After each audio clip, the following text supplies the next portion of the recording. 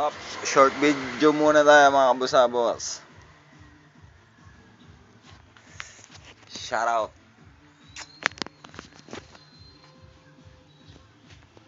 Common issue ng mga M3 Yamaha. Black. Siyempre, dadami mo na dyan si Bob Seal. Nandiyan si Bob Seal. Tanggal na siya. Tsaka si Barbula. Ito yung piston niya. Ayan. Pagka po gana ng ilalim ng piston nyo, ibig sabihin na lagi po siyang wala sa level ang langis. Nade-drain.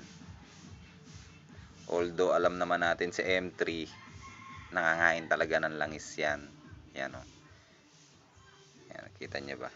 Medyo blurred. Yan. Yan ang talagang issue ng Yamaha M3. Sol 115, ganun din po ang issue. Same lang sila. Nagbabawas talaga ng langis. Ngayon kapag hindi nyo na maintenance yung langis nya, possible yan kumatok o ano man. Ayan. Sunog na sunog oh. Diba? Ayan loob oh. Sunog. Tapos yung gilid nya, ayan. Palitin na rin mga oil seal na. Ayan yung kaha.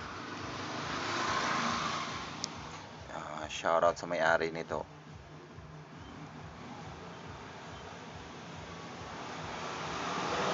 Yan o. Ayan ang cylinder head nya. Tinanggal ko na sila Bob Seal, Barbula, wala na siyang laman. Ayan. Ayan na po ang nangyari. Masakit tanggapin pero sila'y sa'kin. Magalit man, ako'y natutuwa. Sabihin man nila, alright. Wala na pre. Hindi na nag-i-stock, na-expired. Oo. Sige pre. At yung throttle body. Yes. So for dumi na. Linisin natin mamaya yan. Pa-cleaning natin yan. Yan.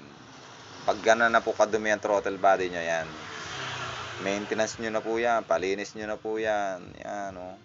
Kasi nagkokos na po yan ng palyado. Minsan ayaw mandar, minsan one start. Pero kadalasan palyado. Yan.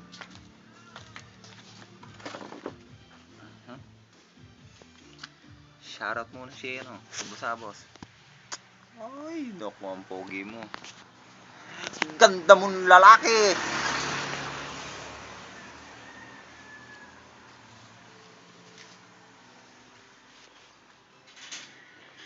Oh.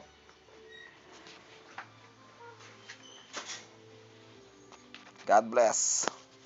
Mga kaibigan.